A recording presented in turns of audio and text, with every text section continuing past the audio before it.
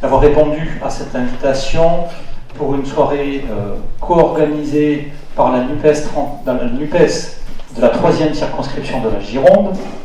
J'ai eu le plaisir d'ouvrir cette conférence et de planter un petit peu le décor. Et Denise Grélard, qui est ici, sera l'animatrice de la soirée. Alors pourquoi cette soirée, pourquoi ce thème-là? En fait, vous avez forcément, comme nous tous, suivi l'actualité de ces derniers mois avec la séquence retraite, un contexte particulier où vous avez pu voir à quel point il a été impossible pendant cette bataille contre la réforme des retraites d'avoir une démocratie qui fonctionne correctement. J'en étais le premier témoin à l'Assemblée nationale. On n'a pas pu voter ce texte-là, ça a été la même chose pour le Sénat. Alors je vous le fais pour mémoire, ce qu'on appelle nous le loto de l'autoritarisme. Donc 49-3 pour commencer, pour passer sans vote. C'était au moment du budget, puis au moment après les discussions budgétaires. Le 47.1, deuxième article de la Constitution, qui a été convoqué pour limiter le temps de débat que nous avons pu avoir au Parlement, Assemblée nationale et Sénat compris, pour éviter bien sûr que sur une réforme majeure qui quand même aujourd'hui impacte, en tout cas au résultat, 2 ans de notre vie soit discuté en moins de 9 jours, alors que ça mériterait sans doute quelques semaines, voire quelques mois de discussion un peu sérieuse, et pas sur des mensonges en plus. Dernier numéro du loto, le 44.3, qui est un article qui permet de faire un vote bloqué au Sénat sur une partie ou totalité du texte, empêchant effectivement aussi les sénateurs d'amender à leur guise. Et enfin, vous l'avez vu ces derniers jours, l'article 40 du règlement de l'Assemblée nationale, là ce n'est plus sur la Constitution, qui nous a été opposé, nous empêchant ainsi de pouvoir présenter dans la niche parlementaire du groupe Liberté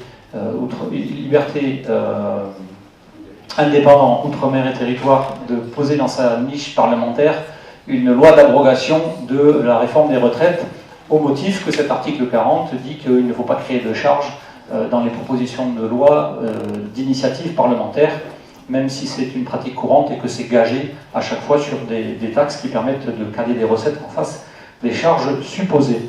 Donc ça c'est le loto de l'autoritarisme pour mémoire. Pourquoi cette soirée? Parce que, en plus de ce loto, on a pu voir à l'Assemblée, au Sénat, mais aussi dans les cortèges, sur les plateaux télé, en tout cas autour des discussions, des manifestations, ces arguments de la Macronie dans son ensemble, nous disant que finalement, comme tous ces numéros d'articles de la Constitution ou de règlement de l'Assemblée ou du Sénat étaient effectivement conformes, écrits, tout cela était donc parfaitement démocratique et qu'il suffisait donc d'accepter ça sans rechigner. Donc voilà l'argument qui nous est opposé. Et nous, en discutant, de fait, on se croise en marge d'une manifestation, c'était il y a quelques semaines avec Barbara, et donc je lui faisais part de comment moi je vivais ça au Parlement. Barbara me disait qu'elle était absolument, comme vous tous, outrée et en colère, dans une colère, une rage même, je crois que tu avais utilisé ce mot, Barbara, de rage, contre ces arguments et surtout contre ces manières, ces mauvaises manières qui ont été faites à la démocratie. Donc voilà comment est née cette soirée. On voulait aussi élargir, parler de cette question de comment la Constitution est tordue pour servir les desseins d'une seule personne. Alors je voudrais les remercier et en même temps excuser leur absence. Nous avons sollicité de nombreux constitutionnalistes, il y en a de très grande qualité, de très grande valeur ici sur l'Université de Bordeaux. Ils ont tous accepté le principe, mais ont décliné la date. Ils sont tous en congrès en ce moment même. Il n'y a plus un seul constitutionnaliste de libre en France ce week-end, à partir depuis hier. Donc mauvaise pioche. Mais ça nous laisse du coup aussi une porte ouverte, et je vous invite d'ores et déjà à guetter. Je pense qu'on aura une nouvelle initiative, sans doute à l'automne, pour inviter ces constitutionnalistes brillants qui nous font la gentillesse de répondre positivement à cette invitation, sans pouvoir répondre sur la date, mais on fera une deuxième session Remercier évidemment, une fois ce décor planté, Barbara Stiegler, que tout le monde connaît, philosophe, qui va intervenir ce soir, et Magali de la Souda, que tout le monde connaît également, sociologue, socio-historienne, comment il faut dire, politiste du centre Émile Durkheim, qui va nous parler aussi de ses travaux autour des Gilets jaunes. Voilà, moi j'en ai fini, et Denise Grélard va être la maîtresse du temps. Elle va vous expliquer un petit peu comment toute cette soirée va se dérouler, comment elle va fort bien se dérouler, et comment on va tous repartir avec des arguments, de la réflexion, et plein de nouvelles motivations pour enfin aboutir sur notre combat démocratique contre ces réformes qui nous sont imposées, qui sont ni justes ni nécessaires. Je vous remercie à toutes et à tous.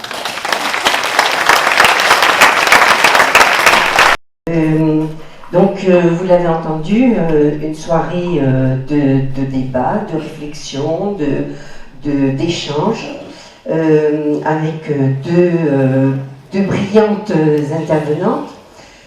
On va leur donner une vingtaine de minutes chacune, même si on a pris un petit peu de retard. Et puis on fera une petite interruption, je vous expliquerai ce qu'on fera pendant cette petite interruption. Et nous reprendrons le débat derrière avec des questionnements. Voilà. Et repartir gonflé à bloc avec beaucoup d'énergie pour combattre l'iniquité et continuer à faire progresser la démocratie. Merci.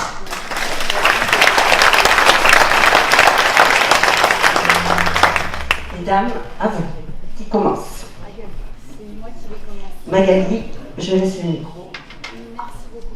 Alors, avant toute chose, je voudrais vraiment remercier notre représentant, Loïc Prudhomme, pour l'organisation de cette conférence. Il me semble que c'est aussi le rôle de nos représentants dans ce cadre de démocratie représentative que de réfléchir et de réfléchir avec nous, d'entendre aussi nos demandes de citoyennes et de citoyens sur la démocratie. Je remercie donc toute l'équipe, je remercie tout le public, et je remercie aussi et très chaleureusement celles et ceux qui dans la salle ont rendu cette enquête possible en y participant, en nous accordant du temps, de la confiance lors d'entretiens, et puis quand on a passé les questionnaires pendant 6 mois auprès des Gilets jaunes à Bordeaux et ailleurs, donc de novembre 2018 à mars 2019. Donc ça, vraiment, merci beaucoup. Et aujourd'hui, moi, ce qui est convenu avec Loïc, c'est que je vais essayer de mettre en perspective ces mouvements sociaux contemporains qui, depuis les années 2000, articulent très étroitement la question démocratique et la question de la justice sociale. C'est une des singularités de ces mouvements-là. Il me semble que les Gilets jaunes, ils s'inscrivent dans cette dynamique qui n'est pas seulement française, qui est largement internationale et transnationale. Et je m'appuierai pour ce faire donc, sur cette première enquête. Et, donc vous m'avez sans doute vu dans les cortèges donc en 2018, 2019 et encore aujourd'hui. Nous étions à peu près 80 personnes bénévoles tous les samedis et en semaine aussi à passer des questionnaires sur les lieux d'action. On en a eu 1477 précisément. Donc les questionnaires, ça a des limites, vous le savez. C'est comme les sondages, mais là l'avantage c'est qu'on était en face à face, on était aussi en confiance et qu'on a pu avoir quelques données sur les Gilets jaunes et quelques verbatims, quelques paroles, et puis ensuite on a fait des entretiens. La seconde enquête sur laquelle je vais m'appuyer, et puis on s'en servira notamment dans les échanges avec les questions, c'est pas initié par des chercheuses bénévoles comme nous, mais par des Gilets jaunes eux-mêmes. Vous vous souvenez des mobilisations contre la loi dite retraite universelle de 2019-2020. 2019-2020, c'est à l'université une loi de plus sur la recherche qui visait à mettre en place des réformes néolibérales. Je n'oserais pas en parler devant la spécialiste, mais cette fameuse loi de programmation de la recherche qui a donné lieu à des amphis alternatifs, et on en a fait un à Sciences Po. Barbara était aussi co-organisatrice avec des Gilets jaunes. Et c'était un amphi sur justement qu'est-ce que le mouvement des Gilets jaunes peut apporter à la démocratie. Et c'était sur les assemblées des assemblées. Et lors de cet amphi, quelqu'un m'a tapé dans le dos et m'a dit où sont les doléances? Où sont les cahiers de doléances? Et j'ai repris contact avec lui, avec Marcel Dulandé, et dans un bar, la cour des Murennes, on a mis sur pied une petite équipe de volontaires pour aller dépouiller ensemble les cahiers aux archives. Les archives nationales et les archives départementales, c'est notre patrimoine commun, c'est un héritage révolutionnaire. Et c'était important que ces cahiers doléances qui soient conservés, à mes yeux de citoyenne et de chercheuse, puissent être restitués et investigués par les citoyennes et les citoyens eux-mêmes, par les Gilets jaunes, pour porter un regard sur ces paroles citoyennes du printemps 2019. Voilà. Donc, je vais aborder maintenant cette question de la démocratie sous l'angle des mouvements sociaux. Je vais essayer de tenir le temps. Qui, depuis les années 2000, me semble-t-il, ont pour particularité donc de combiner très étroitement des revendications sociales, socio-économiques et démocratiques. La participation du plus grand nombre, elle est donc à la fois un enjeu porté par ces mouvements altermondialistes et pas seulement. Tous les mouvements des places des années 2010, c'est ce qui est bien au cœur de leurs revendications. Les mouvements contre les politiques anti-austérité aussi, en France et en Europe, et au Maghreb et partout ailleurs. Donc c'est un enjeu, mais c'est aussi une question d'organisation. Ces mouvements, ils ont pour spécificité de s'organiser en marge ou en dehors, avec des militants certes, mais des organisations partisanes et syndicales. Donc ça, c'est aussi un fait important, me semble-t-il, et qui participe de cette réflexion sur la démocratie. Démocratie, pardon. Je suis un peu fatiguée. Donc on s'organise localement, en marge, en dehors des partis et des organisations, avec des collectifs, des associations, et une très forte dimension internationale et transnationale. On combine le répertoire d'action classique du mouvement ouvrier, du mouvement syndicaux, la manifestation, l'occupation, mais c'est plus l'occupation des lieux de travail, c'est l'occupation des espaces publics. On crée des lieux de délibération en dehors des institutions qui les canalisent habituellement, en dehors des parlements, en dehors des conseils municipaux, et on délibère ailleurs.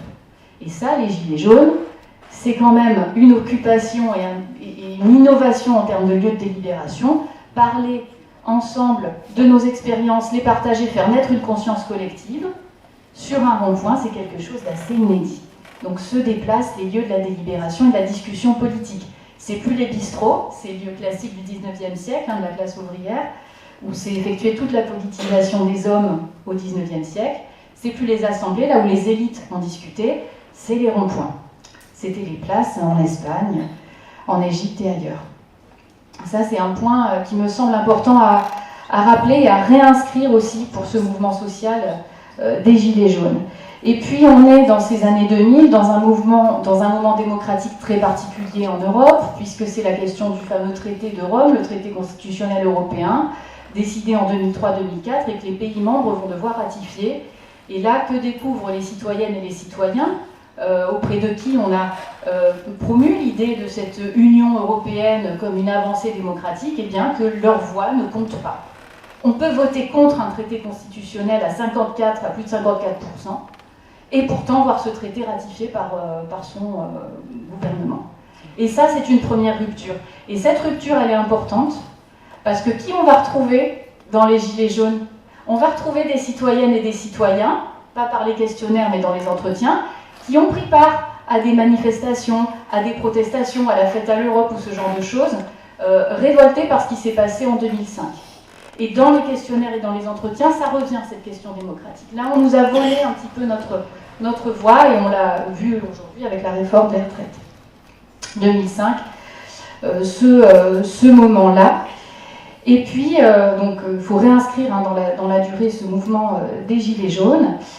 Ça se réactive, et ce qui a été intéressant aussi dans ce mouvement social des Gilets jaunes, c'est de voir comment cette question démocratique, elle a été donc portée, et par qui, et ça j'y reviendrai dans le deuxième temps de discussion.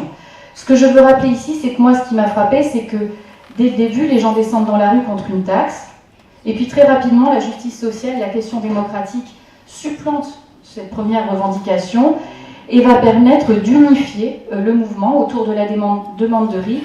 Et on va observer quelque chose d'assez extraordinaire dans l'histoire politique française, qui ne s'était pas vu depuis la Révolution. On va voir des citoyennes et des citoyens, ou des personnes qui n'ont même pas le droit de vote, discuter de la Constitution dans des ateliers et dans des réunions.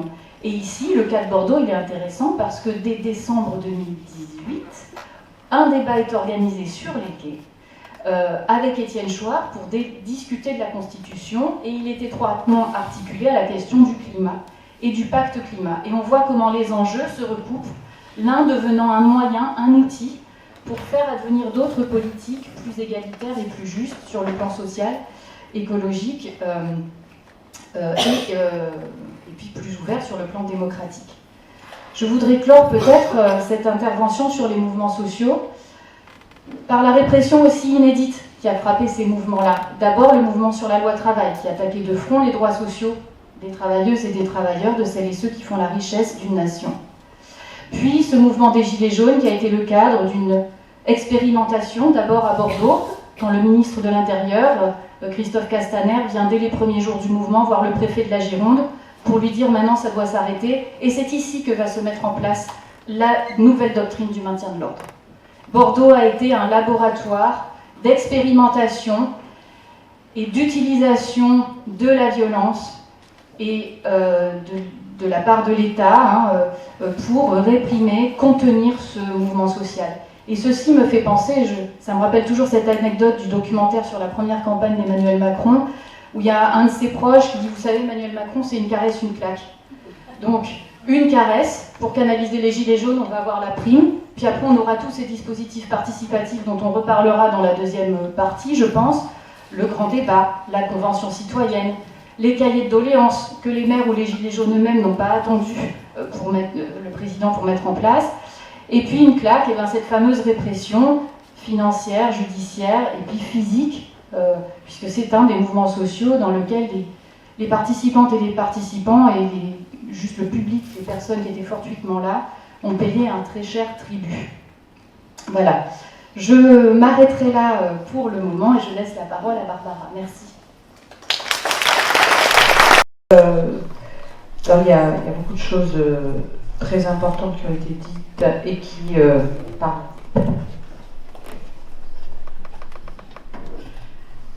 Et qui permettent effectivement de poser le cadre de cette discussion. Le cadre, c'est la démocratie, le cadre, c'est pas la Constitution. On reviendra, j'espère, sur les discussions des Gilets jaunes autour de la Constitution, parce que je pense que là, c'est vraiment au cœur du sujet que nous a proposé Loïc Prudhomme pour cette soirée. Alors moi, mon intervention voudrait affronter la question qui a été posée. La démocratie est-elle soluble dans la légalité? Et j'aurai 3 temps de réponse. Le premier temps, c'est sur la constitutionnalité du processus. En fait, il n'est pas du tout certain que ce à quoi nous avons assisté les derniers mois soit légal, au sens où ce serait conforme à la Constitution. Il y a d'éminents constitutionnalistes qui le contestent très clairement, et je ne suis pas sûre que tout le monde soit au courant de cela dans la salle, alors qu'on peut supposer que les gens qui sont ici sont soit relativement, soit extrêmement politisés, mais leur voix a véritablement été étouffée. On n'a pas cessé d'entendre des arguments qui étaient que c'était démocratique puisque c'était conforme à la Constitution, argument qui ne va pas en lui-même et que je contesterai dans un dernier temps, mais ce qui ne va pas non plus, c'est puisque c'était conforme à la Constitution. Il semblerait que ça non plus ne soit pas vrai. Donc je veux dire que je voudrais passer dans un premier temps, je voudrais rappeler quelques arguments qui ont été donnés par les constitutionnalistes sur le fait que c'est totalement discutable, les décisions du Conseil constitutionnel sont discutables sur ce point comme sur plein d'autres, et qu'il ne faut pas abandonner la légalité à nos adversaires. C'est ça que je veux dire au fond. Sans pour autant faire de la légalité la pierre de touche du caractère démocratique d'un processus. Donc vous voyez, ces 2 gestes sont différents. D'une part, la démocratie, c'est très clair, elle ne s'éprouve pas par la légalité d'un processus, je réponds déjà et je donnerai des arguments, mais pour autant, ce n'est pas une raison pour abandonner la légalité des processus à nos adversaires et de considérer que c'était probablement tout à fait constitutionnel, puisque les prétendus sages ont dit que ça l'était. Alors, donc, ça c'est le premier temps. Deuxième temps, cette constitutionnalité étant mise en discussion, La constitutionnalité elle-même est peut-être très problématique, puisque la Ve République est probablement appuyée sur une constitution qui est mauvaise du point de vue de la démocratie. Donc c'est un deuxième argument. Premier argument, ce n'est pas constitutionnel au sens où ce n'est pas conforme à la Constitution, à la nôtre, telle qu'elle est, avec ses défauts. Deuxièmement, la Constitution qu'il s'agirait de préserver, de défendre, de toute façon n'est pas démocratique. Troisièmement, peut-être que la démocratie ne passe pas par ni la Constitution, ni le droit constitutionnel, ni plus généralement le droit tout court. Donc voilà, c'est un peu ça le chemin que je vous propose, et je le fais parce que c'est des propos qu'on entend presque jamais, malheureusement. Alors, je pense qu'on ne les entend pas, non pas parce qu'on n'a pas les moyens, ou parce que le travail n'a pas été fait, ou parce que les chercheurs en droit constitutionnel seraient absents, auraient déserté, seraient timides. Je pense, je vais être très très direct, je pense qu'on ne les entend pas parce qu'il y a un système de censure, alors pas constitutionnel, mais médiatique, de ces propos. Alors, il transpire plus ou moins, voilà, on a Le Monde, le journal Le Monde a accepté, et on en est presque à se réjouir, que Dominique Rousseau, un des plus constitutionnalistes les plus connus, et publie la tribune dont je vais vous parler, mais voilà, on en est resté là, elle a absolument pas été relayée. Par ailleurs, on a eu au même moment la sortie du livre de Laureline Fontaine aux éditions Amsterdam, La Constitution maltraitée. Laureline Fontaine a eu toutes sortes de prises de parole, elle vient de publier d'ailleurs un article dans AOC, je vais eu le temps de lire, en ce moment, elle est très très peu relayée. Il y a eu un entretien, et c'est heureux, dans Mediapart, qui lui-même n'a pas été beaucoup relayé. Donc les gens font semblant, les journalistes font semblant de ne pas savoir. En réalité, il y a des arguments très puissants. Alors, je vais rapidement les résumer.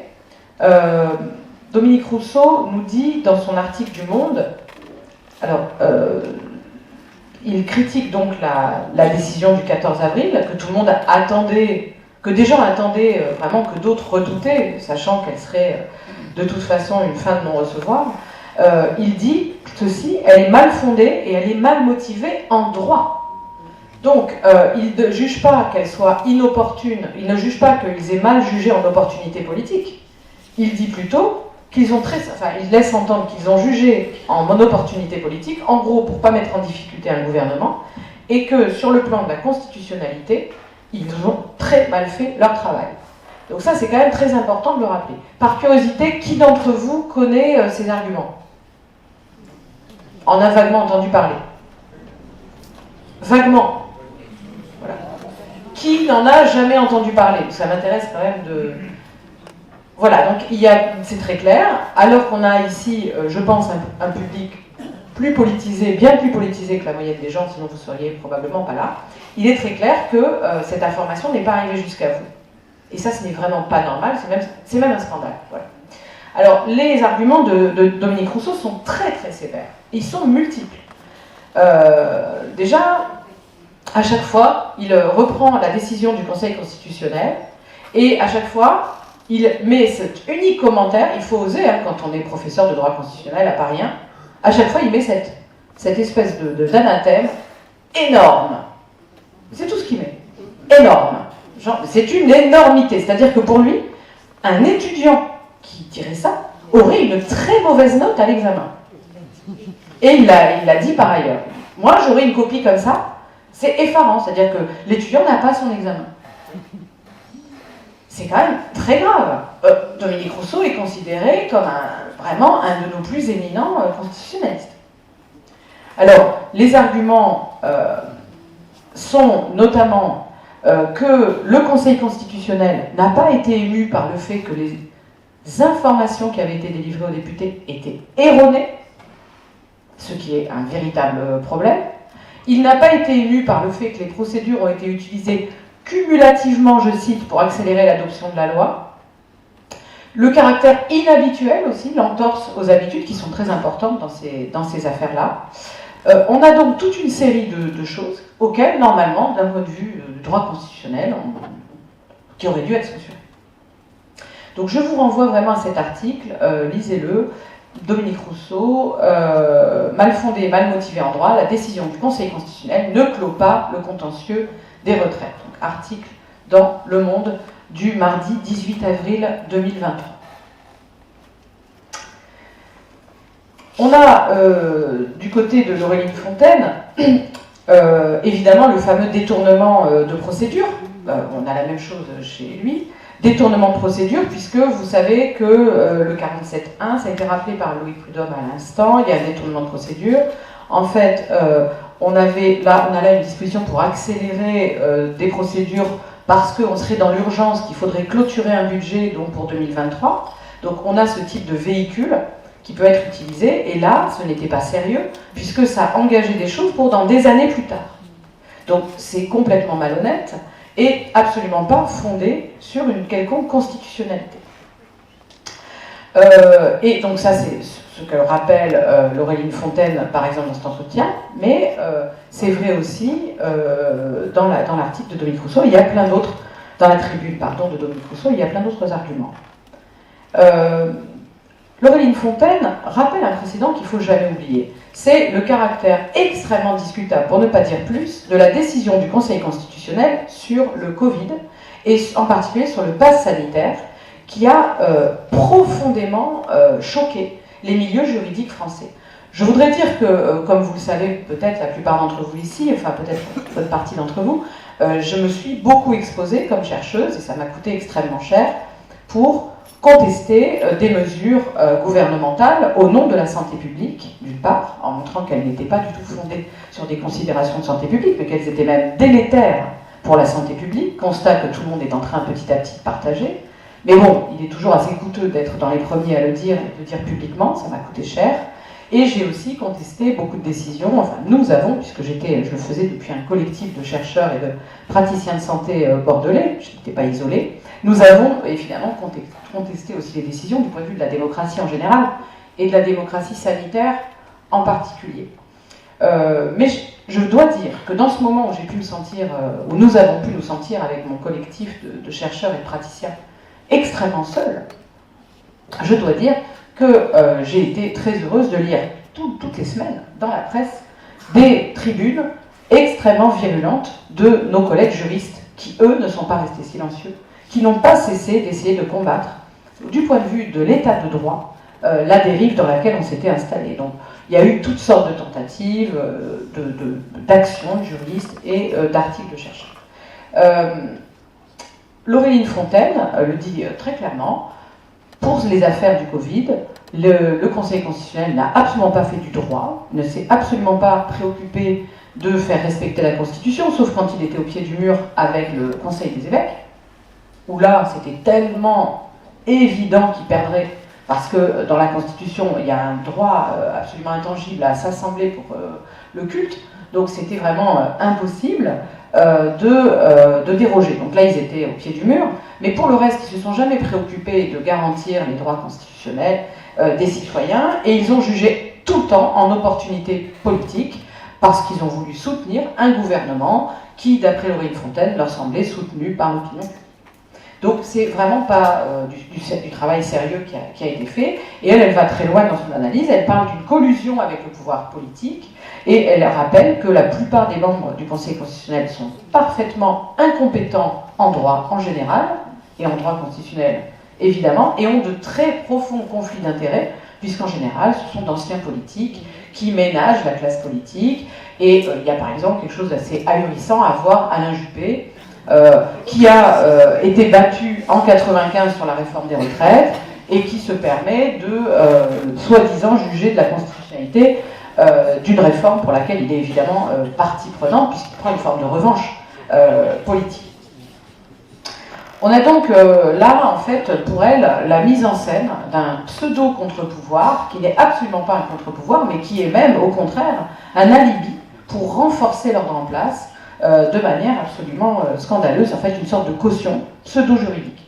Donc ça c'était pour dire, n'abandonnons jamais la question de la légalité et la question de la constitutionnalité à nos adversaires. Là même ça c'est malhonnête. Maintenant une fois qu'on a dit ça, eh bien allons vers la constitutionnalité comme outil de démocratie, c'est mon deuxième temps. Qu'est-ce qu'il faut faire du point de vue de la Constitution pour la démocratie ? D'abord, je ne vais pas le reprendre plus que cela, ça a été beaucoup fait, et je dois dire que ce mouvement des retraites, ce mouvement politique et social, je ne distingue pas les deux, hein, c'est vraiment un mouvement tout autant comme celui des Gilets jaunes, social que politique, ça a été très bien dit par Magali Della Souda, c'est-à-dire que de plus en plus souvent maintenant, les mouvements sociaux sont des mouvements éminemment politiques qui posent la question du démos, du kratos, de la démocratie. Eh bien, ce mouvement, qui est autant social que politique, a été très utile pour plein de raisons, mais notamment, et c'est pour ça que je refuse, hier j'étais l'invité du plateau de Libre QG, à l'invitation de Aude Lancelin et de Révolution Permanente, pour faire un bilan du mouvement. Pratiquement tous les gens qui étaient là parlaient d'échec.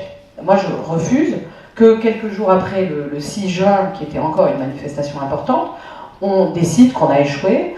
C'est un processus qui est en cours, qui pour moi a commencé en 2018, le 17 novembre 2018, l'irruption d'un collectif délibérant qui s'institue comme peuple, à tort ou à raison.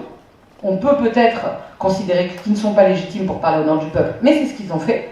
Un collectif délibérant s'est brutalement, soudainement institué dans l'espace public pour parler au nom du peuple français, au nom du démos, et à rappeler que normalement, c'est le peuple qui, en démocratie, a le kratos. Normalement, c'est le peuple qui se gouverne lui-même. Donc, cette irruption extrêmement importante, eh ben, elle continue à se déployer en 2019 avec la réforme des retraites 1 à point, et elle continue à se déployer encore plus massivement aujourd'hui en se disant que lutter contre cette réforme délétère des retraites, le néolibéralisme, etc., c'est aussi lutter pour la démocratie. Et ce n'est pas pour rien, je l'ai rappelé hier, si la chanson peut-être majoritaire de nos cortèges de ce mouvement actuel, c'est la chanson des Gilets jaunes. On est là. On est là, c'est-à-dire qu'on s'impose comme collectif délibérant, alors que normalement on ne devrait pas être là, on devrait être chacun atomisé tout seul comme individu, gouverné par d'autres. Donc on a, grâce à ce mouvement, eu beaucoup d'effets de révélation, notamment de la violence du monde néolibéral qui, Magali Della Souda a parfaitement raison, commence vraiment à s'imposer clairement en 2016, mais encore uniquement sur des milieux de gauche ou des milieux de syndicalistes, des gens mobilisés, la loi travail, hein, où on passe avec la matraque sous un gouvernement pseudo, soi-disant socialiste, hein, je tiens à le rappeler. Ensuite, on a la violence qui va s'exercer sur les gilets jaunes. Alors, beaucoup de gens vont dire les gilets jaunes, c'est des gens à part, c'est pas moi. Hein. C'est une sorte de collectif un peu minoritaire, important mais minoritaire. Et puis aujourd'hui, qu'est-ce qu'on voit? On voit cette même violence qui s'exerce sur nous tous, c'est-à-dire sur nos enfants, sur nos étudiants, sur nos lycéens, sur nous-mêmes, où on découvre qu'autour de nous, plein de gens, même pas politisés, etc., se retrouvent en garde à vue abusive, se retrouvent arrêtés, se retrouvent matraqués, gazés. Donc, c'est atroce, mais en même temps, l'effet positif, c'est que tout le monde comprend la violence de ce monde néolibéral qui ne passe plus aujourd'hui, comme il voulait le faire au départ, j'en ai fait l'histoire dans Il faut s'adapter, qui ne passe plus par la fabrication du consentement, qui n'arrive plus à fabriquer, et donc à recueillir, et qui passe donc par la violence. Autre effet de révélation, il y en a plein d'autres, je n'ai pas le temps de les lister, le caractère antidémocratique de cette constitution qui contient toutes sortes d'artifices qu'on peut utiliser pour mater la souveraineté populaire. Donc ça, c'est très important parce que ça va donner au mot d'ordre d'un mouvement politique dont je suis sympathisante, la France Insoumise, celui d'une 6e République, ça va donner beaucoup de crédit à cette histoire de 6e République. Lorsque les députés de la France Insoumise ou les représentants de ce mouvement parlaient de la 6e République jusqu'à il y a peu, ils étaient souvent ridiculisés par les journalistes qui expliquaient que ça n'intéressait pas les gens ne s'intéressent pas à ça, c'est pas leur problème, c'est des problèmes parfaitement marginaux. Aujourd'hui, ça devient une question complètement universelle en France. C'est-à-dire tout le monde se dit il y a quelque chose qui ne va pas dans cette 5e République. Il y a des accents monarchiques parce que Emmanuel Macron est allé très loin dans l'abus de ces, et on l'a vu, jusqu'à trahir la Constitution elle-même, hein, c'était mon premier temps. Et donc, il faudrait, donc, pourrait-on penser, à partir de là, sauver la démocratie à travers un processus constituant. Et là, moi, pour ma part, j'ai envie de lancer un débat avec mes amis, camarades insoumis, car moi j'ai des doutes très profonds sur le fait de donner autant d'initiatives au processus constituant et à la Constitution. Je m'appuierai sur l'expérience chilienne, qui s'est très mal terminée, puisque nous avons eu une révolution citoyenne au Chili, les derniers mois, là, très importante. Il y a eu un effet goutte d'eau, comme toujours. Hein. Donc là, c'était le ticket de métro. Il faut savoir qu'au Chili, les tickets de métro changent de prix toute la journée, selon l'offre et la demande. Hein. On est dans le laboratoire du néolibéralisme. Hein. Donc le matin, aux heures de pointe, ça coûte beaucoup plus cher que... voilà, c'est comme ça, hein, le Chili. Et donc là, ils supportent ça depuis des années. Et puis là, en plus, ils ont supporté une énorme augmentation. Donc, ça a explosé. Il y a eu une révolution citoyenne qui a débouché sur un processus constituant. Nous étions au Chili et nous étions au mois de janvier avec des gens qui étaient extrêmement malheureux parce qu'en fait c'était en train d'échouer parce que le peuple chilien a refusé le projet de constitution. Et le projet de constitution a échoué parce qu'en fait les personnes qui étaient actives autour du processus constituant ont essayé de mettre un maximum de choses pour éviter que le peuple prenne des mauvaises décisions. Donc on a constitutionnalisé un maximum de choses qu'on considérait comme très importantes dans une pensée de gauche, ou dans une pensée régionaliste, ou dans une pensée peu importe. Mais c'est une forme de détournement de la Constitution. La Constitution ne doit pas servir à limiter le démos dans son pouvoir délibérant. Il faut faire beaucoup plus confiance au peuple. Et le problème, c'est que dans nos milieux de gauche, il y a aussi une peur du peuple. Il y a très souvent cette idée que le peuple laissé à lui-même va prendre des mauvaises décisions, va être pour la peine de mort, va être contre les immigrés, va être contre ceci, contre cela. Et il faudrait sécuriser par un processus constituant, donc par la légalité, par le droit, par l'état de droit, il faudrait sécuriser au maximum, être à l'initiative, boucler un peu les choses et faire que le peuple ne puisse délibérer qu'à l'intérieur de bornes extrêmement précises. Et une autre erreur, à mon avis, qui est beaucoup véhiculée par nos milieux, c'est l'idée que la démocratie serait fondamentalement la même chose que l'état de droit, et donc un ensemble de droits individuels à ceci ou à cela. Droit au travail, droit à la sécurité sociale, droit au logement, droit à la retraite, droit à l'éducation, droit à l'avortement, droit à ceci. Mais tout ça, ça n'a rien à voir avec la démocratie. La démocratie, c'est pas ça. En aucun cas. La démocratie, c'est une expérience qui a été instituée par Athènes. C'est l'idée d'un collectif délibérant. On revient à l'exposé de Magali de la Suda et l'importance du mouvement des Gilets jaunes, cette idée que un collectif s'institue comme délibérant et pas forcément dans les places qui ont été décidées par le pouvoir, pas forcément dans les temps qui ont été décidés par les institutions en place, et que par conséquent, ce collectif va devoir délibérer et s'instituer lui-même, parce qu'à un moment il faut s'instituer aussi. Donc c'est là que ça se joue, c'est collectivement, dans la confiance qu'on fait à un collectif, dans sa capacité à délibérer, être à l'initiative des lois. Il y avait le terme d'initiative qui était très important tout à l'heure, hein, dans ce que tu disais. Être à l'initiative, ça va être au départ. Et ces lois, elles ne sont pas ce qui comprend la démocratie, c'est l'inverse. Les lois sont comprises dans la démocratie, et le démos a toujours la possibilité à Athènes de défaire la loi qu'il a votée pour en faire une autre. On a, nous, aujourd'hui, malheureusement, deux conceptions de la démocratie, à mon avis, dévoyées. L'une néolibérale qui table sur l'effet cliqué de la légalité, en allant toujours plus vers, c'était l'idée du traité constitutionnel européen, en allant toujours plus vers une constitutionnalisation de l'ordre néolibéral, et avec cette idée de l'effet cliqué, ce qui est voté est voté. C'est là-dessus que les députés macronistes capitalisent aujourd'hui pour dire qu'on ne va pas défaire une loi qu'on vient de voter. Enfin, c'est un scandale. Alors que si, à Athènes, on vote une loi, si finalement on se dit qu'on s'est trompé, n'importe qui peut renverser la table et défaire la loi. Il n'y a pas de cumulativité, en fait. Il n'y a pas d'effet cliqué.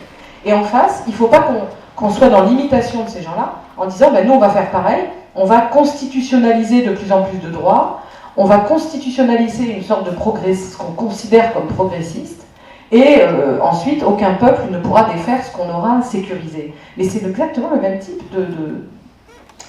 malheureusement, c'est le même type de peur du peuple qui fonde ces deux discours. Alors, voilà, j'adresse cette question à mes camarades.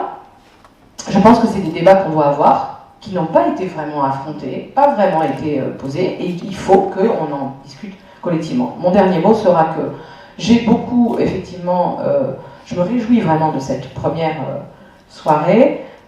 J'ai, dans mon livre du Cap aux grèves, beaucoup insisté sur le fait qu'un mouvement politique devait absolument s'assortir d'assises permanentes de réflexion collective sur ce qu'on était en train de faire. au moment où on est dans l'action, il faut aussi toujours qu'on soit dans la réflexion, qu'on soit capable d'être en désaccord, qu'on soit capable de s'institutionnaliser comme collectif délibérant. Et je pense qu'il faut répondre à l'initiative de Benjamin Lucas, je ne sais pas si vous l'avez lu dans le journal du dimanche, qui demandait que le nouvel acte de la NUPES s'assortisse d'agora partout sur le territoire, d'agora de la NUPES, pour que les choses se passent au niveau des sympathisants de cette chose qui doit être plus qu'une alliance électorale. Et moi je dirais qu'il faut même aller au-delà, c'est-à-dire que ça doit être des agoras, évidemment ouvertes aux sympathisants de la NUPES, mais même au-delà. C'est fondamental, parce que les collectifs délibérants qu'on pouvait avoir avant dans les universités, qu'on a failli avoir dans les hôpitaux, etc., sont menacés partout d'une reprise en main autoritaire de la parole publique. Donc il faut absolument qu'on se saisisse de ces lieux pour instituer, je parle d'institution, des habitudes de délibération dans le temps. Il nous faudra beaucoup de temps pour affronter par exemple ce type de questions. Voilà. Désolée d'avoir été un peu longue. Merci beaucoup.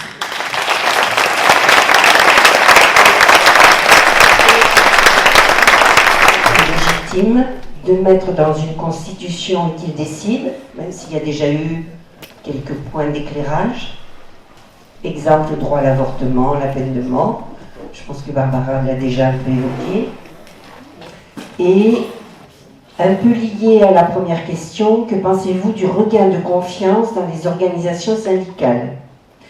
Peut-être plus pour Magali.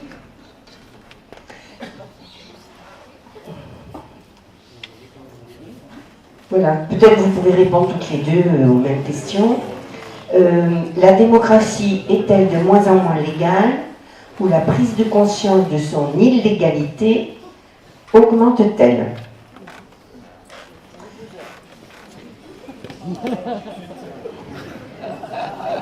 Oui, ça va être bref. Existe-t-il un moment, oui, dans la 5e Constitution auquel se référer pour repartir sur une meilleure version? C'est-à-dire, est-ce qu'on jette le bébé avec l'eau du beurre, ou est-ce qu'on reprend quelque chose et on l'améliore? On vous laisse répondre peut-être sur ce premier volet. À vous. Alors, moi, je vais répondre sur les lieux de délibération, comme les partis, syndicats, associations et suffrage universel. En fait, les lieux de délibération, ils peuvent être potentiellement partout. C'est ce que nous sommes en train de faire. La question, c'est quel lien entre les institutions qui caractérisent notre démocratie représentative, dont il faut rappeler, avec Bernard Manin et avec d'autres, que notre gouvernement représentatif, il a des éléments démocratiques et non démocratiques, des éléments élitistes, voilà, on l'a vu aujourd'hui. Donc comment tout ça s'articule, et comment ça s'articule aussi avec les mouvements sociaux? Alors est-ce qu'il faut reproduire ce qui se passait entre le mouvement syndical, par exemple la CGT et le Parti communiste, et concevoir les syndicats ou les mouvements sociaux avec des courroies de transmission que seraient les partis dans les arènes électorales? Est-ce que c'est ce modèle-là qu'on veut? Est-ce que c'est d'autres modèles qui sont à inventer avec ce qui est en train de se passer aujourd'hui, dans les syndicats, en dehors des syndicats, dans cette coalition qu'est la NUPES, qui peut aussi potentiellement, cette coalition, ouvrir à être une courroie de transmission des demandes citoyennes et des demandes démocratiques? Donc moi, c'est comme ça que j'articulerai les deux, et je pense que le travail, il est à faire maintenant, ici et maintenant, comme une politique préfigurative. Sur cette question de la légalité, ça je vais vraiment laisser Barbara répondre, mais je pense que la question, c'est finalement, c'est moins la légalité que la subversion de l'ordre institué que représente toujours la démocratie. Et le démos qui s'institue, et nous, quand nous prenons la parole, et nous, quand nous formulons des revendications, des demandes, que nos représentants, éventuellement, les portent dans les assemblées, dans les conseils municipaux aussi. Là, le cas des Gilets jaunes, il était quand même intéressant, parce qu'on a vu rentrer dans les conseils municipaux des personnes qui n'avaient jamais franchi cette barrière, et sont allées porter un mouvement social dans des arènes où d'habitude les représentants des mouvements sociaux n'ont pas accès. Donc ça, c'est plutôt dans ces termes-là que moi je vois les choses. Et donc cette subversion, bah oui, effectivement, on est dans un moment où on est en crise d'un modèle néolibéral, capitaliste, d'une certaine manière dont fonctionnent nos démocraties, nos régimes. Et effectivement, cette crise, elle suscite une réponse des tenants de l'ordre, et tu l'as très bien dit, Barbara, avec une violence qui n'est pas seulement symbolique, qui n'est pas seulement politique, qui se joue pas seulement dans les arènes politiques, hein, mais qui se joue aussi dans la rue, vous le savez, parfois mieux que moi, et aussi dans le monde du travail. Je passe la parole à Barbara. Merci beaucoup. Alors, dans un premier temps, je saluerai, pour ce qui me concerne, le regain de confiance dans les organisations syndicales. On peut que s'en réjouir. Mais il faut assortir cela de conditions et de demandes à ces organisations syndicales. Et il ne s'agit pas de capitaliser sur un succès sans qu'elles se posent des questions sur elles-mêmes et sur comment elles ont conduit les choses jusqu'à présent. En tout cas, voyons-y un symptôme de la conscience de plus en plus grande, ça a été rappelé par Magali de la Soutane, du fait que si nous sommes dans une république, ça doit être une république sociale. Et c'est pour ça que toutes les questions sociales qui pouvaient sembler oubliées, en perte de vitesse, voilà, ça faisait quand même très plaisir à beaucoup de tenants de l'ordre actuel de voir ce déclin du syndicalisme, ce déclin des questions sociales, ce déclin des manifestations, des grèves, qui apparaissaient de plus en plus comme des vieilleries du passé, des scories de l'histoire ouvrière qu'on aurait dépassées dans un nouveau monde dans lequel tout ça n'est plus possible. Là, aujourd'hui, il y a une actualité de la grève, une actualité de la manifestation, une actualité de la syndicalisation.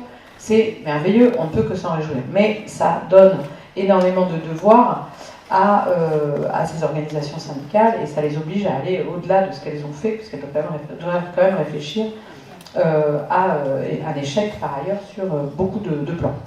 Donc ça fait une transition avec ce que disait Laureline Fontaine sur la Ve République. Elle dit que dans la Ve République, il y a des socles qui sont intéressants, dont il faut, d'après elle, repartir. C'est les textes qui datent de 1946 et qui sont intégrés à la Ve, à la Constitution de la Ve République, à savoir que justement nous sommes dans une République sociale. Et évidemment, c'est un héritage de la Révolution française, qui parle de République démocratique, qui parle de République sociale. Donc il y a dans notre Constitution un héritage historique qu'il faut défendre, et je l'ai dit, il faut utiliser le droit. Je ne suis pas d'accord avec un certain discours qui consiste à considérer que le droit est toujours un paravent bourgeois du capitalisme. C'est largement vrai, mais c'est aussi un outil qui peut être extrêmement subversif dans la lutte. Je pense par exemple, au droit du travail, qui est fondamental comme outil de subversion et de combat, et donc il ne faut pas laisser le droit à nos adversaires, et par exemple le droit du travail aux adversaires. C'est fondamental, sinon c'est un outil en moins, donc il ne faut pas oublier ça. Voilà ce que je répondrai sur la question sur la 5e. J'ai une question au groupe qui a parlé de démocratie de moins en moins légale, et prise de conscience qu'elle est de plus en plus illégale. Je ne sais pas où se trouve ce groupe. Oui, est-ce que vous pouvez préciser votre question, parce que j'ai du mal à la comprendre. Je le contextualisais dans l'idée moi je pensais notamment à l'idée des réseaux sociaux et du fait que des problématiques sont de plus en plus largement partagées et que quelque part cette illégalité elle a toujours, cette forme d'oppression, pour être un peu grosse à votre trait, a toujours existé, mais qu'en fait les limites apparaissent de plus en plus. Et c'est ça que je posais un peu comme... Mais qu'est-ce que vous appelez le caractère illégal de la démocratie? C'est ça que je ne comprends pas bien. La manière dont elle peut être employée de manière subversive. Par exemple, une manif non déclarée. D'accord. C'est ce que tu semblais avoir compris dans la question. Le fait que la démocratie subvertit l'ordre, c'est ça? Oui. Peut subvertir l'ordre en place. C'est ça? La légalité. Ouais, ce qui est démocratique, c'est pas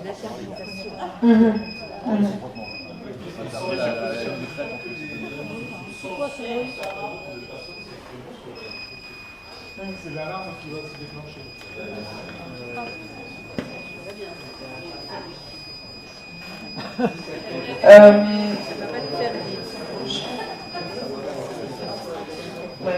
Je pense à la question de la désobéissance civile. C'est à ça que vous pensez aussi? Notamment. Oui.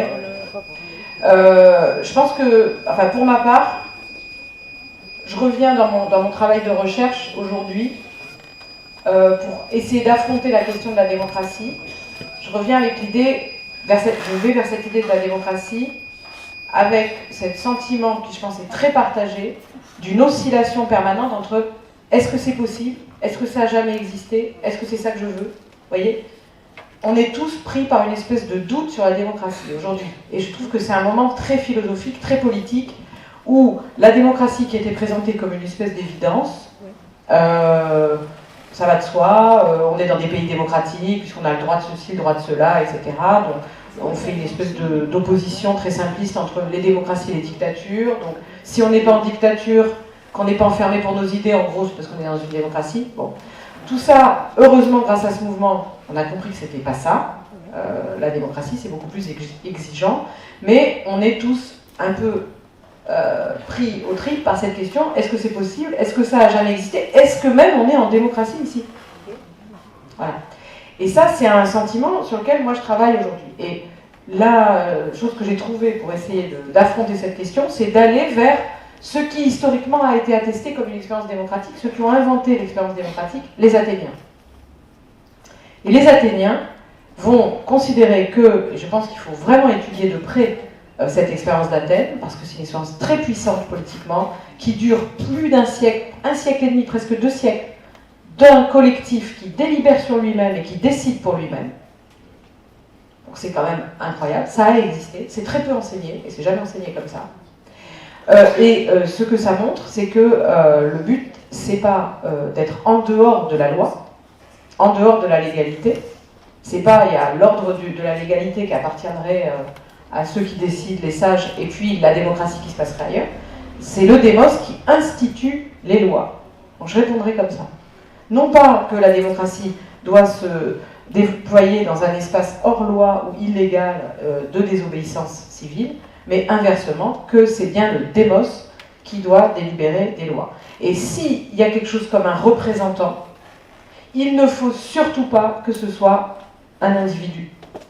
Sinon, on tombe dans les travers de ce qu'a décrit et défendu d'ailleurs Bernard Manin dans son livre sur les principes du gouvernement représentatif, à savoir que c'est l'individu élu, meilleur que nous, plus compétent, et donc parce que le démos, le peuple est incompétent. Non. Les gens qui se réunissent sur la Pnyx à Athènes, sur la colline où le démos délibère sur lui-même et décide pour lui-même, ce n'est jamais des représentants, c'est plutôt les 10 000 qui sont là, qui sont un collectif délibérant qui a une valeur de représentation pour les 60 000 citoyens. Et c'est par rotation. Et là, la représentation n'a plus rien à voir avec l'élection, n'a plus rien à voir avec l'élitisme. Ça ne peut être qu'un collectif délibérant. Pour revenir, et c'est mon dernier mot, à la situation de la NUPES, moi, après avoir eu beaucoup de mal à digérer cette décision qui nous est tombée dessus, de cette initiative de Jean-Luc Mélenchon, la NUPES, qu'il a réussi à faire passer à ses partenaires, après coup, je me dis que finalement, c'est une bonne chose, parce que ça oblige, en fait, un collectif à délibérer ensemble. La France Insoumise est obligée de cohabiter avec des gens qui ne sont pas d'accord avec eux, et inversement. Et je pense que ça, c'est une dynamique démocratique. Donc là, ça permet, voilà, mais en s'instituant comme ceux qui délibèrent sur les lois. Voilà en gros ce que je dirais. Idem pour les lieux de délibération, la question qui m'a été posée, qui nous a été posée sur les lieux de délibération. Il ne faut surtout pas que ces lieux, syndicats, partis, etc., soient dans cette logique de la représentation où ce sont les chefs, les élus, les représentants qui seraient mieux placés que nous pour savoir ce qu'il faut faire. Et malheureusement, c'est très souvent comme ça que ça fonctionne, partout, y compris dans les partis actuels. Donc il faut faire pression pour que ce type de réunion s'institue, dure et s'impose. Et personne ne va venir nous donner le pouvoir. Il faut le prendre bruyamment et s'imposer. Voilà mon point de vue.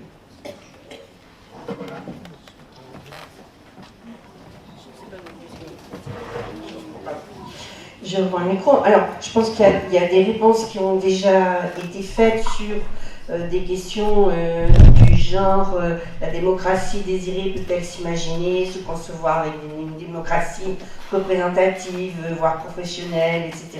crois qu'il y avait déjà quelque chose dans cette réponse-là. On n'aura carrément pas le temps de tout aborder, mais on va compiler pour la prochaine réunion. Peut-être ici, ça nous semblait important. Pourquoi une grande partie du corps social ne vote pas? Comment concevoir une forme d'enseignement qui ne soit pas de la propagande? Faut-il avoir confiance dans le peuple? Les médias qui classent par exemple le RN comme un parti normal, alors que les faits classés d'extrême gauche, voire d'autres. Comment remédier dans la tête des citoyens? Enfin, il y a quelque chose autour, là, plusieurs questions autour de les médias, la circulation, comment favoriser la circulation d'informations fondées, diversifiées, l'indépendance de la presse, comment lutter contre la propagande médiatique, enfin tout ce qui tourne autour de information, pour qui, comment et quelles conséquences sur le vote. Peut-être rapidement sur cette question des médias. Les médias, comme vous le savez, ça fait partie d'un des éléments constitutifs d'une démocratie libérale, parce que ça participe du pluralisme et normalement, ça doit être aussi un contre-pouvoir. Alors en France, c'est une tradition, on n'est pas comme aux États-Unis où il y a eu longtemps ce journalisme-là de contre-pouvoir et cette irrévérence de certains médias, y compris dominants. Ce qu'il faut savoir aujourd'hui, c'est que c'est un monde capitaliste comme les autres, avec ses propres logiques, mais avec des entrepreneurs effectivement politiques, qui sont aussi des entrepreneurs médiatiques, et que ça pose question, et moi je n'en suis pas spécialiste. Peut-être qu'un des bons moyens, une des bonnes manières, et ça peut être quelque chose que porterait la NUPES, ce serait de réfléchir au financement de la presse, mais aussi, bien en amont, effectivement, à l'éducation et à l'enseignement. Et là, on revient sur un enseignement qui ne soit pas de la propagande. Le monde de l'éducation a profondément évolué, du fait d'abord des concours qui ont élevé le niveau scolaire et donc qui aujourd'hui ne permettent plus de faire rentrer dans l'éducation nationale des enfants de classe populaire qui n'ont pas forcément les moyens de faire 6 ou 7 ans d'études. Ça, c'est quand même quelque chose de structurel, et donc voilà, c'est pas tout à fait les mêmes classes, mais par ailleurs, c'est une profession dont les conditions se sont extrêmement dégradées avec une adjonction de tâches diverses et variées, d'injonctions, et donc aussi une difficulté à avoir un vrai contenu disciplinaire, à former un regard critique chez les élèves. Et je vous donne juste un cas, la réforme du bac de français, qui a supprimé la fameuse épreuve de résumé question-discussion.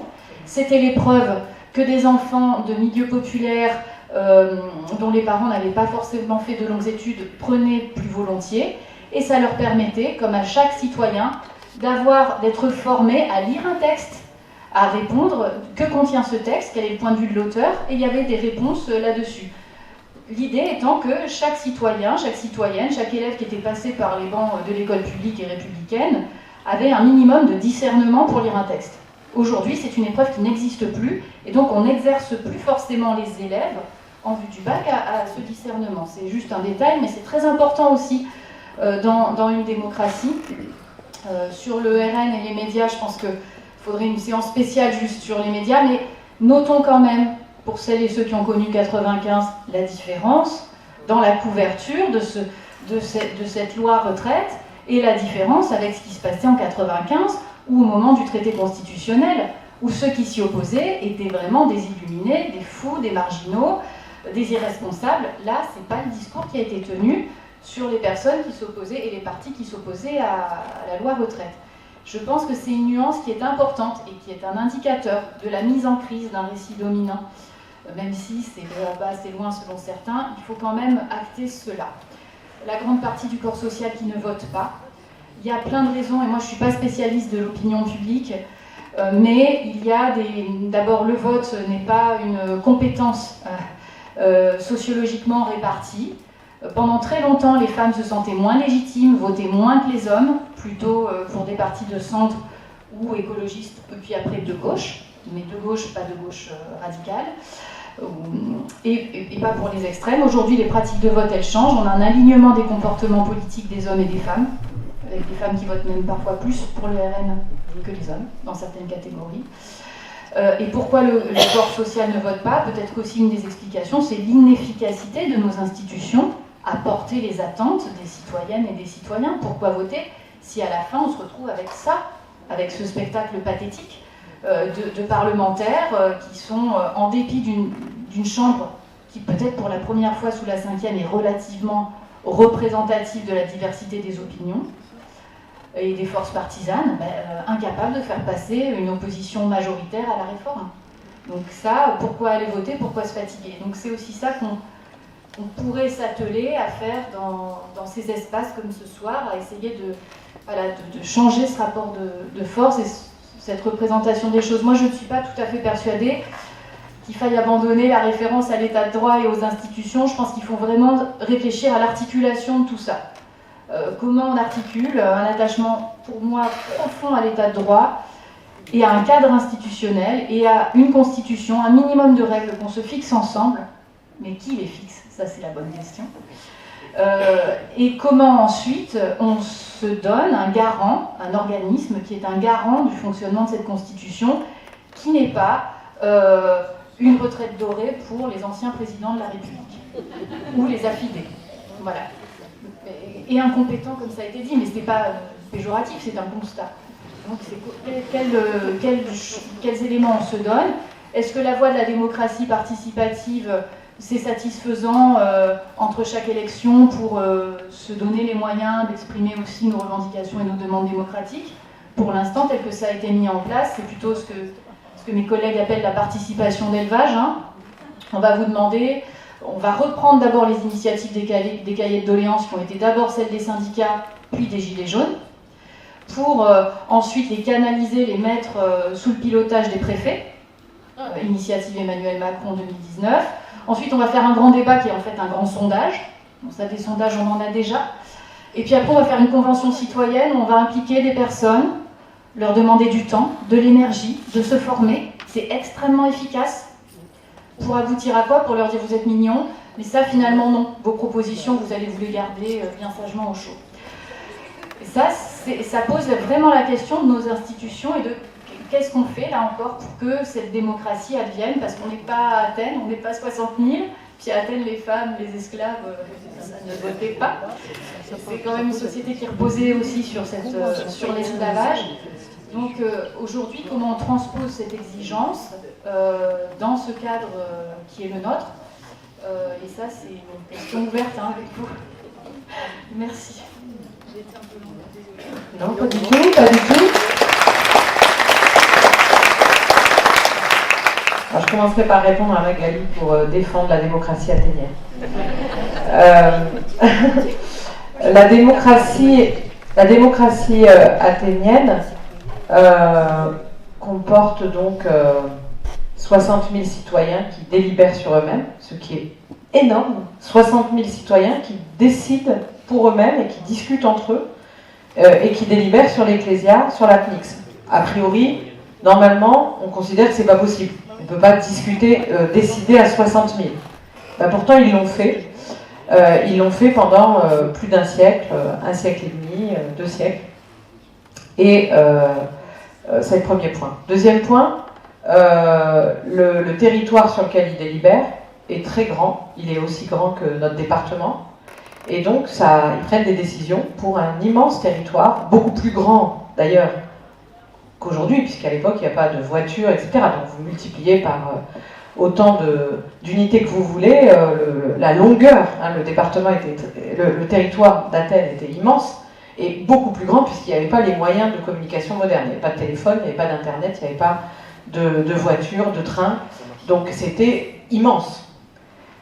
Ils administrent eux-mêmes leur territoire, et il est vrai que, comme toutes les sociétés antiques de cette époque, il y a de l'esclavage, et les femmes sont considérées comme non indépendantes.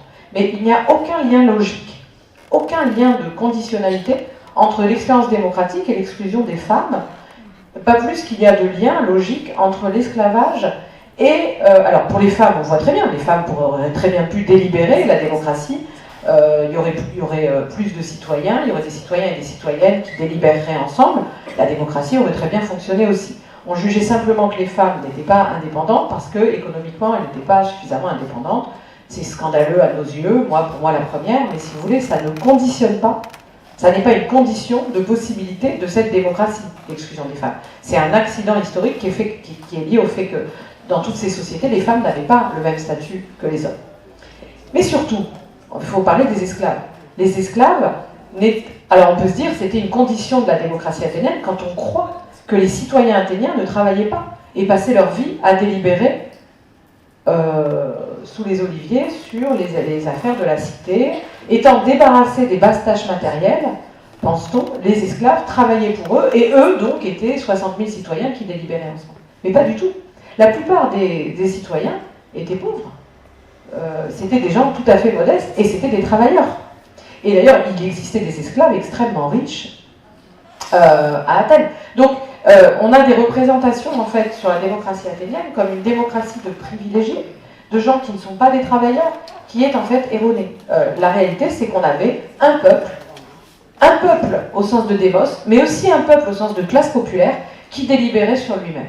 Et il est incroyable de voir comment cette expérience incroyable a été sans arrêt dénigrée, et elle l'est toujours dans nos livres d'histoire, partout, en nous expliquant que c'est pas possible, qu'aujourd'hui on ne pourrait pas faire la même chose. Mais on pourrait très bien, aujourd'hui, avoir des départements qui délibèrent ensemble, avec un quorum aussi énorme, et qui arrivent à une discussion parce qu'ils ont un représentant délibérant, l'équivalent de la PNIX, de manière instituée, et ensuite ce sont toutes ces décisions qui donneraient une décision nationale. Et d'ailleurs, pendant la Révolution française, c'était une des choses qui a été travaillée, la question des districts, une démocratie dans les districts, etc. Donc, c'est tout à fait possible. Simplement, il y a un barrage idéologique parce que, comme l'a dit Magali, le gouvernement représentatif a gagné, c'est la vision des libéraux, c'est-à-dire l'idée que le peuple est incompétent, il est incapable de décider pour lui-même, il est apathique, on nous dit, il ne s'intéresse pas à la politique,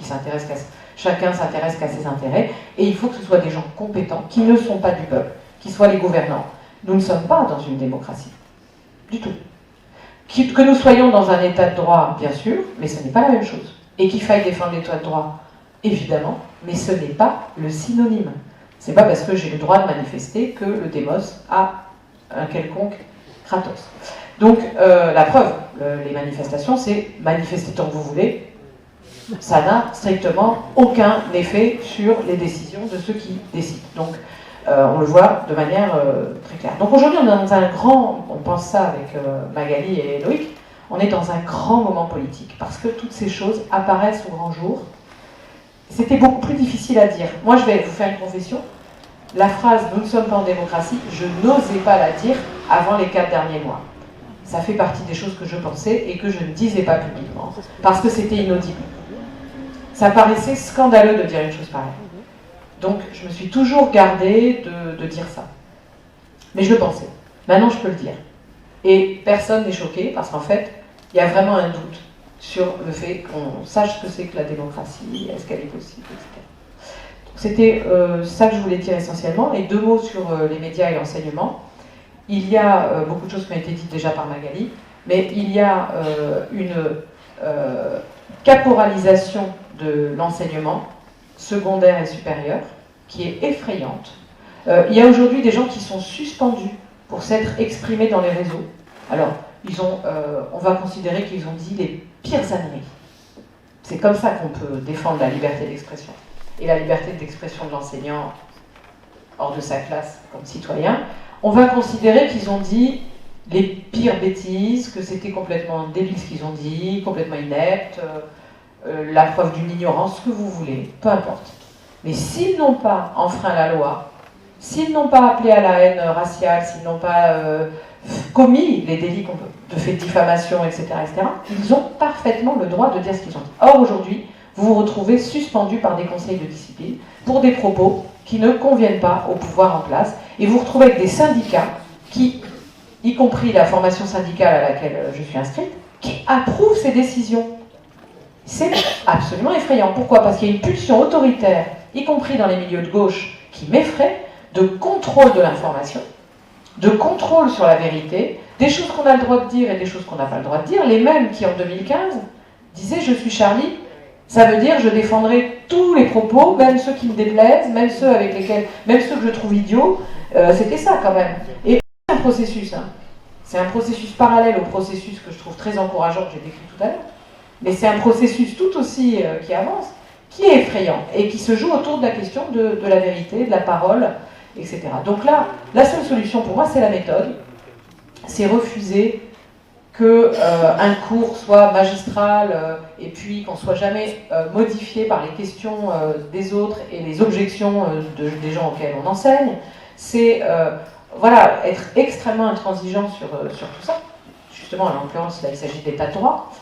Et d'arrêter de fermer les yeux au nom d'un virus, au nom de ceci, au nom de la lutte contre le terrorisme, au nom du féminisme, au nom de l'écologie, parce que c'est ce qui est en train de se passer. Au nom d'un virus, au nom des attentats, au nom du danger fasciste ou je sais pas quoi, on est en train de faire avaler des comportements vraiment extrêmement autoritaires, y compris dans nos propres milieux. Donc là, vraiment, je suis très inquiète, et c'est pour ça qu'il faut prendre ce risque du collectif délibérant. Là, on ne peut pas dire qu'on l'ait fait.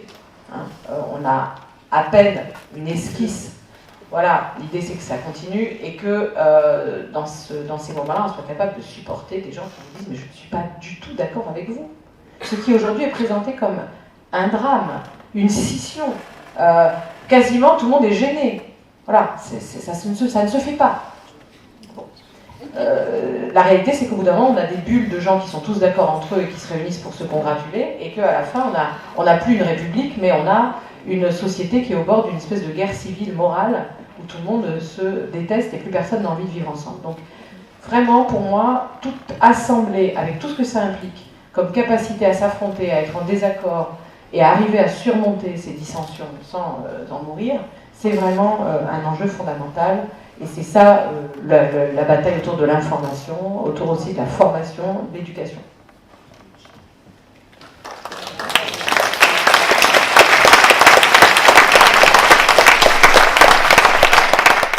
On va prendre une question ou une proposition. Peut-être juste sur cette importance de se syndiquer, il me semble que, comme vous le savez, alors on ne va pas confondre citoyenneté et démocratie, mais il y a ces trois volets de la citoyenneté civile, politique, civique, politique et sociale. Et la syndicalisation, la capacité des travailleuses et des travailleurs à s'organiser, à défendre leurs intérêts en dehors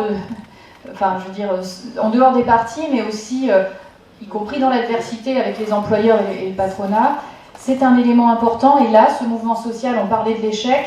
Pour moi, il y a des choses qui sont en germe. Pour moi, ce mouvement social, il a été aussi signé, on en a parlé avec d'autres il n'y a pas si longtemps, on l'a beaucoup vu autour des Gilets jaunes, les journalistes disaient « Ah, mais il n'y a pas la convergence des luttes ». Ben, en fait, si, elle va se faire sur le terrain, elle se fait à bas bruit. Et qui aurait imaginé que des gens qui étaient descendus contre l'augmentation de la taxe sur l'essence en 2018 se retrouvent à Sainte-Soline, au front contre les méga-bassines? Qui aurait imaginé ça? Personne. Donc ces convergences, elles ont eu lieu. Il y a eu des tentatives d'entrée en politique qui parfois ont eu du succès. Et aujourd'hui, moi, je pense qu'il faut qu'on réfléchisse vraiment là-dessus. Quels sont les combats et les espaces pour les mener? Quelle est la complémentarité? Est-ce qu'on fait avec les institutions, en étant dans les institutions? Est-ce qu'on se bat contre elles à l'intérieur? Est-ce qu'on se bat contre elles à l'extérieur? Est-ce qu'on choisit l'exit dans une sorte de ce qu'on appelle une politique préfigurative, dans des communautés autogérées, et on essaie de se couper de tout? Est-ce qu'on essaie d'appuyer certaines collectivités locales qui essaient d'instituer un RIC sur les enjeux dont ils ont la compétence? Et c'est toutes ces questions-là que je laisse ouvertes peut-être et qu'on réfléchit, sur lesquelles moi j'aimerais bien qu'on continue à réfléchir ensemble. Merci.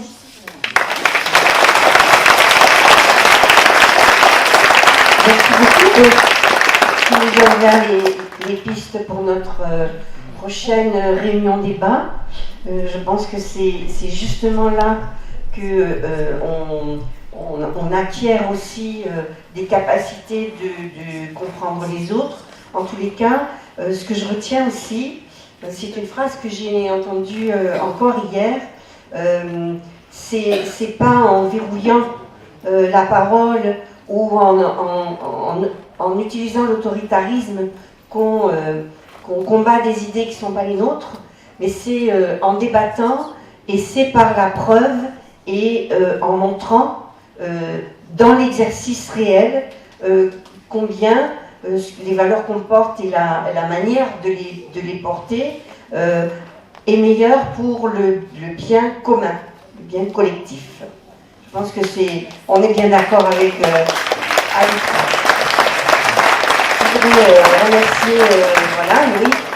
Vous rappeler que effectivement c'est une proposition commune qui a été faite et qui est portée par l'ensemble des représentants des partis, syndicats, groupes de citoyens de la 3e circonscription, mais comme on n'est pas sectaire, on ouvre bien sûr la discussion et qu'on a été ravis de vous accueillir ici à Talence, puisque moi je suis ici élue PS à Talence et que je suis ravie de vous voir ici dans ma propre commune. Alors on va faire un petit pot, on vous offre un petit pot